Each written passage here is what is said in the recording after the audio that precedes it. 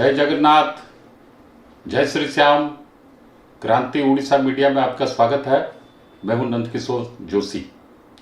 सभी दर्शकों से अनुरोध है, कृपया इस चैनल को लाइक करें, शेयर करें, सब्सक्राइब करें एवं बेल बटन अवश्य दबाएं, जिससे आने वाली वीडियो की नोटिफिकेशन आपको मिलती रहे।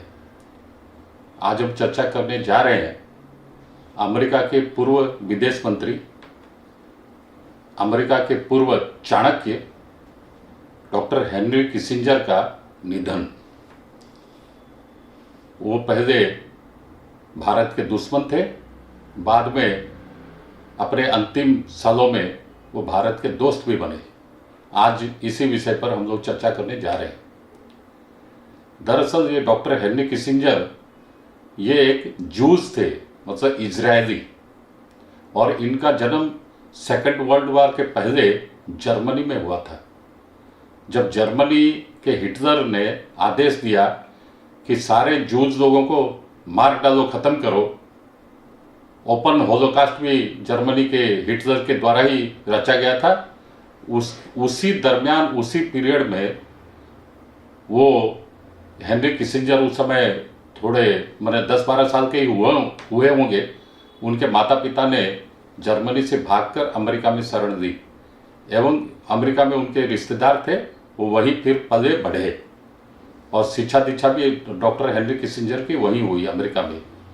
और डॉक्टर हेनरी किसिंजर मूल रूप से वास्तव में यह है जूज, अर्थात इजरायली नागरिक। तो ये जो अपनी शिक्षा दीक्षा समाप्त कर उन्होंने डिप्लोमेटिक करियर चुना। अमेरिका के जितने भी आज तक विदेश मंत्री हुए हैं उसमें सबसे बड़ा कद अमेरिका के इतिहास में, मतलब 200-225 साल के इतिहास में सबसे बड़ा कद यही डॉक्टर हेनरी किसिंजर का ही रहा है। अब इनके साथ में भारत के बड़े खट्टे मीठे अनुभव हैं। आगे तो मैं बता देता हूँ, डॉक्टर हेनरी किसिंजर इन्होंने अपने जीवन काल में काफ़ी कुछ अमेरिका का, एक्चुअली देखा जाए तो अमेरिका की वफादारी इन्होंने निभाई है, अमेरिका का काफ़ी कुछ भला भी किया है और अमेरिका की विदेश नीति को काफ़ी ऊंचाइयों पर लेके भी गए हैं। और विश्व कूटनीति में भी इनकी अच्छी खासी पकड़ थी, अच्छा खासा नाम था। ये पहले भारत के संदर्भ में ये पहले भारत के साथ में दुश्मनी का सा रवैया करते थे।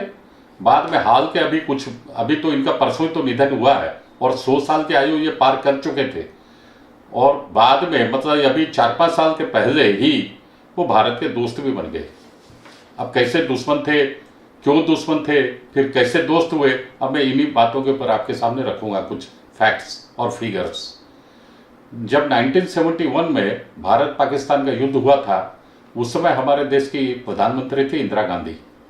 और उस युद्ध में मतलब क्या है कि जो ईस्ट पाकिस्तान और वेस्ट पाकिस्तान, दो पाकिस्तान थे भारत के, एक तरफ बाईं तरफ, एक दाईं तरफ। उसमें बांग्लादेश जो हुआ वो ईस्ट पाकिस्तान के खात्मे के बाद बांग्लादेश हुआ। उस समय वास्तव में बांग्लादेश का जो मुक्ति संग्राम चला और मुक्ति वाहिनी जो गढ़ी गई थी, उसमें भारत का प्रत्यक्ष अप्रत्यक्ष दोनों भारत का समर्थन, सहयोग, आशीर्वाद था। ये सारी दुनिया, भारत के लोगों को भी मालूम था, सारी दुनिया को भी मालूम था। और उस समय हमारी प्रधानमंत्री थी इंदिरा गांधी।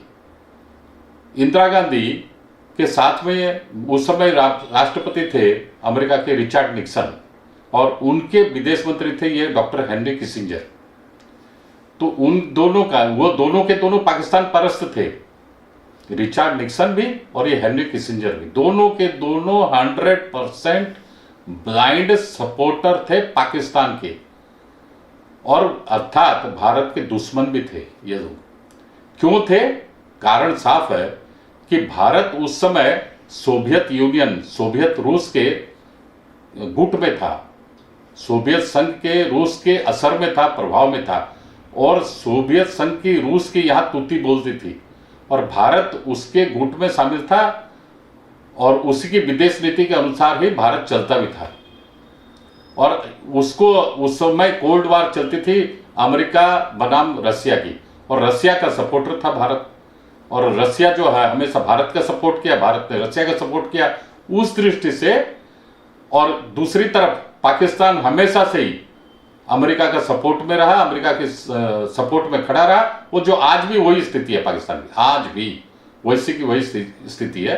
लेकिन आज की स्थिति में, आज की परिस्थिति में अगर देखा जाए, आज के संदर्भ में देखा जाए, तो भारत की विदेश नीति दूसरी ओर मुड़ चुकी है। वो पहले वाली 1971 वाली वो बात नहीं है, जो रशिया का खुलेआम ब्लाइंड सपोर्ट करती थी, रशिया भी भारत को सपोर्ट करता था, आज वो बात नहीं है। आज वास्तव में देखा जाए तो भारत एक 100% न्यूट्रल कंट्री है। वो अपना हित ही देखती है, दूसरे किसी का हित के हो जाए, दूसरे का भी हित साधा जाए तो ठीक है, लेकिन इंडिया फर्स्ट की थ्योरी में अभी भारत चल रहा है।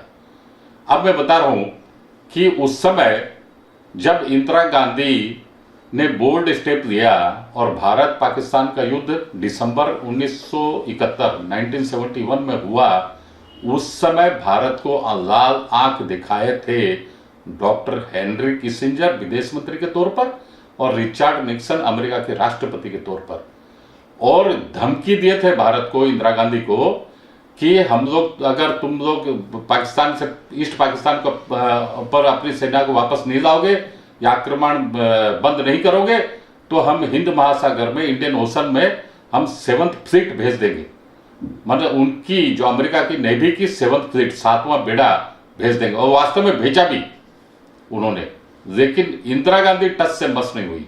इंदिरा गांधी उस मामले में मैं कहूंगा एकदम राइट और बोल्ड स्टेप ली है, और बिल्कुल भी टच से मस नहीं हुई, बिल्कुल भी घबराई नहीं, नर्वस भी नहीं हुई, टच से मस भी नहीं हुई।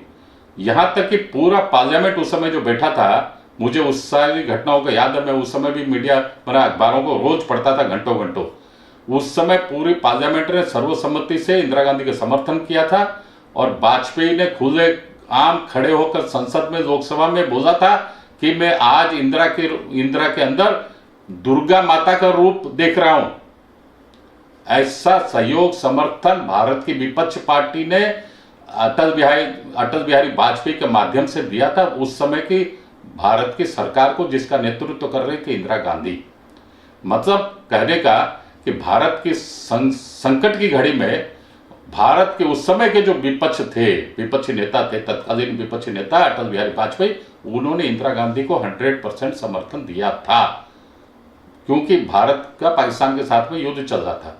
तो कहने का तात्पर्य, वो ऐसी परिस्थिति में रिचर्ड निक्सन, चूंकि अमेरिका 100% पाकिस्तान परस्ती कर रहा था, पाकिस्तान को सपोर्ट कर रहा था, और भारत के साथ में जो ईस्ट पाकिस्तान, वेस्ट पाकिस्तान में जो भारत युद्ध चला रखा था, तो उसके विरुद्ध में भारत को डराने, धमकाने, झुकाने, नर्वस करने के लिए रिचर्ड निक्सन ने और डॉक्टर हेनरी किसिंजर ने भारत महासागर में अपनी नेवी का 7वां बेड़ा भेजा था। लेकिन इंदिरा गांधी झुकी नहीं, पीछे हटी नहीं, टस से मस भी नहीं हुई। तत्पश्चात भारत वो युद्ध जीता, 92-93 हजार पाकिस्तानी सोल्जर ने सरेंडर किया ईस्ट पाकिस्तान में, ढाका में, और बांग्लादेश बना। ये मैंने आपको बहुत संक्षिप्त में बता दिया है। लेकिन इसी दरमियान, इसी संदर्भ में रिचर्ड निक्सन तो गुस्सा हुए, क्योंकि आग बबूला हुए, और उनको बहुत बुरा लगा, क्योंकि उनकी बड़ी इंटरनेशनल बेइज्जती हो गई थी। इससे ज्यादा बुरा लगा था डॉक्टर हेनरी किसिंजर को, जो परसों जिनका निधन हुआ 100 साल की उम्र में, और उन्होंने इंदिरा गांधी को खुलेआम सरेआम बोला था सीज ए बीच, अर्थात इंदिरा गांधी को उन्होंने बोला था कुतिया, ये शब्द उच्चारण किया था डॉक्टर हेनरी किसिंजर ने इंदिरा गांधी के लिए। और भारतीयों को डॉक्टर हेनरी किसिंजर बोलते थे हरामखोर। सारे भारतीयों के लिए उन्होंने ये शब्द का प्रयोग किया था, हरामखोर हैं सारे के सारे भारतीय। ये शब्दों का प्रयोग हेनरी किसिंजर ने भारत के लोगों के लिए किया था। उसके बाद 34 साल 1971 वार खत्म होने के 34 साल के बाद, अर्थात 1995 में हेनरी किसिंजर, जिस समय वो पावर में नहीं थे, सत्ता से बाहर भी हो गए थे, 34 साल के बाद उनको लगा कि वास्तव में मैंने ये जो 2 शब्द यूज किए हैं इंदिरा गांधी के लिए, तत्कालीन भारतीय प्रधानमंत्री के लिए, और भारतीय लोगों के लिए, मैंने गलत शब्द यूज किए हैं। 34 साल के बाद उन्होंने गलती महसूस की एवं अपने शब्द वापस लिए, क्षमा मांगे 1995 में। ये तो मैंने मतलब बहुत संक्षिप्त में सारी बातें बताई। अब मैं बता रहा हूं दूसरी बातें भी इंटरनेशनल संदर्भ में। आज अमेरिका और चाइना, अभी अभी हम लोग देख रहे हैं, जो एक समय अमेरिका और रसिया का, सोवियत यूनियन का जो कोल्ड वार चल रहा था, अभी अमेरिका और चाइना का वैसे ही चल रहा है। तो चाइना चूंकि नंबर 2 है वर्ल्ड में इकोनॉमी में, और अमेरिका वो हमेशा चाहता है कि मैं कैसे नंबर 1 में पहुंचूं, और अमेरिका को लगता है चाइना से आजकल खतरा। तो ये जो अमेरिका की जो इकोनॉमी चाइना की जो इकोनॉमी बढ़ी है, और चाइना पिछले कई सालों से जो नंबर 2 इकोनॉमी पोजीशन में आ गया है वर्ल्ड मैप में, वो कैसे आया? इसके पीछे भी बड़ी भूमिका, सबसे बड़ी भूमिका किसिंजर की ही रही है। किसिंजर ने ही ऐसा ताना बाना बुना कि अमेरिका और चाइना के आपस में माने दोस्ती करा दिए, और वो दोनों काफी निकट आ गए। और अमेरिकन जितनी भी बड़ी बड़ी कंपनियां थी, वो सारे के सारे पहुंच गई चाइना में। उन्होंने सारे प्रोडक्ट मैन्युफैक्चरिंग यूनिट को एक के बाद एक सैकड़ों हजारों यूनिट्स को वहां सेटअप कर दिया चाइना में। और उनके देखा देखी इंग्लैंड, फ्रांस, जर्मनी, जापान तथा दूसरे देशों की कंपनियां भी अपने मैन्युफैक्चरिंग प्लांट चाइना में डाल दिए। ये मैं बता रहा हूँ पिछले 40-50 साल के अंदर अंदर में ये सारे डेवलपमेंट हुए हैं, और उसके पीछे मुख्य भूमिका रही है डॉक्टर हेनरी किसिंजर की। नतीजा ये हुआ कि चाइना की इकोनॉमी बहुत ग्रो कर गई, और चाइना नंबर 2 हो गया सारे विश्व में। अब जब वो नंबर 2 हो गया, तब ये अमेरिका के लिए बहुत बड़ा सिरदर्द बन गया।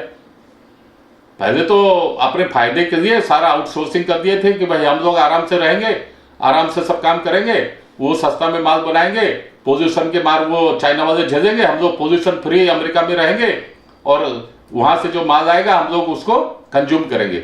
और अपने तो इकोनॉमी डॉलर बेस इकोनॉमी है, और हमारी तो सारी दुनिया में हम लोग हथियार बेचते ही हैं, वो सब हम, और ये जो एलोपैथी मेडिसिन बेचते हैं, हमारा तो काम बहुत बढ़िया से चल रहा है, हमारी इकोनॉमी तो स्ट्रांग है, हम लोग तो नंबर 1 इकोनॉमिक पावर है वर्ल्ड के, हमें कोई चिंता नहीं।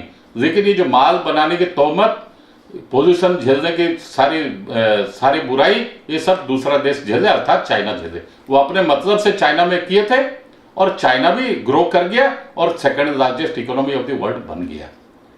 इसके पीछे सारा ब्रेन था डॉक्टर हेनरी किसिंजर का।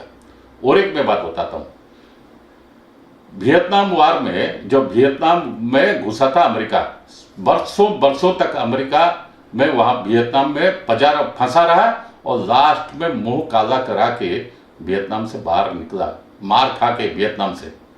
और वियतनाम वास्तव में वहां भी साउथ वियतनाम, नॉर्थ वियतनाम की लड़ाई चल रही थी। एक वियतनाम को अमेरिका सपोर्ट कर रहा था, और दूसरे वियतनाम को ये रसिया और चाइना वाले सपोर्ट कर रहे थे उस समय। आज से करीब 55 साल के पहले की मैं बात बता रहा हूँ।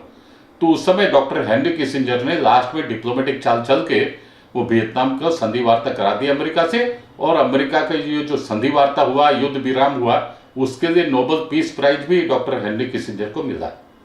जबकि बहुत बड़े ये युद्धखोर राजनयिक रहे हैं, फिर भी डॉक्टर हेनरी किसिंजर को नोबेल पीस प्राइज मिला। ये मैंने आपको संक्षिप्त विवरण बता दिया। लेकिन अब मैं बता रहा हूं कि जो इन्होंने भारत के खिलाफ जो एक्टिविटी की थी, चाइना के फेवर में एक्टिविटी की थी, अर्थात अपने अमेरिका के तो फेवर की थी, वो अपने देश के प्रति वफादारी निभाई थी। लेकिन पिछले करीब 4-5 सालों से वो भारत के बड़े हमदर्द और बड़े सच्चे मित्र, दोस्त बन गए थे। विशेषकर जब से मोदी पावर में आए, तब से वो मोदी की वास्तव में बहुत अच्छे से असेसमेंट कर रहे थे कि मोदी भारत के जो प्रधानमंत्री हुए हैं और भारत को किस दिशा में लेके जा रहे हैं, उन्नति की राह पर लेके जा रहे हैं, उन्होंने बहुत क्लोज स्टडी किया इसको। दूसरी बात यह है कि पिछले 5-7 सालों से ही चाइना और अमेरिका के रिलेशन भी अच्छे नहीं रहे, दोनों कट थ्रोट कंपटीशन दोनों में रहा। चाइना अमेरिका को मात देने के लिए तैयार था, और अमेरिका चाइना को दबाने के लिए तैयार। उस दृष्टि से भी उन्होंने, माने हेनरी किसिंजर की पॉइंट ऑफ व्यू के मैं बता रहा हूं, उनको भारत अच्छा लगा, और भारत का नेतृत्व, मोदी जी के प्रधानमंत्री का नेतृत्व भी अच्छा लगा, और वो भारत के विशेषकर प्रधानमंत्री मोदी के बहुत बड़े प्रशंसक बन गए, अर्थात बहुत बड़े दोस्त भी बन गए। वो अपने अंतिम सांस जो परसों वो गुजरे हैं, उनके 100+ उम्र हो गई थी, वो अपने अंतिम सांसों तक भारत का गुणगान करते रहे, अर्थात भारत का भजन गाते रहे। एवं जो अभी पिछले मई जून में जो हमारे देश के प्रधानमंत्री नरेंद्र मोदी अमेरिका जो विजिट में गए थे अभी 5-6 महीने पहले, वो न्यूयॉर्क से वाशिंगटन आए थे प्रधानमंत्री मोदी का भाषण सुनने, और वो उन्होंने बहुत अच्छे से ध्यान से वहाँ वाशिंगटन में प्रधानमंत्री मोदी का भाषण सुना, जबकि उनकी हालत बहुत खराब थी। 99+ ईयर्स हो गए थे, जाने आने में तकलीफ थी, फिर भी जैसे तैसे वो गए, और भारत के डिप्लोमेट ने, उस समय भारत के जो राजदूत थे अमेरिका के, उन्होंने उनको व्हील चेयर में भी रिसीव किया और उनको उचित सम्मान के साथ में बिठाया गया। वो भी धैर्य के साथ सुने और बहुत ताली वाली भी बजाते रहे, और भारत के विशेषकर नरेंद्र मोदी के बहुत बड़े प्रशंसक बन गए।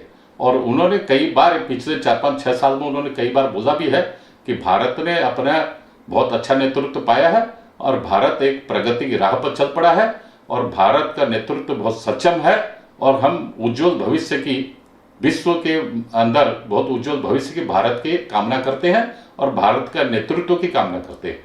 ऐसे बहुत अच्छे अच्छे शब्दों से उन्होंने कई बार बोला है डिप्लोमेटिक चैनल के माध्यम से। आज के अंक में इतना ही, अगले अंक में फिर मिलेंगे। जय हिंद, वंदे मातरम।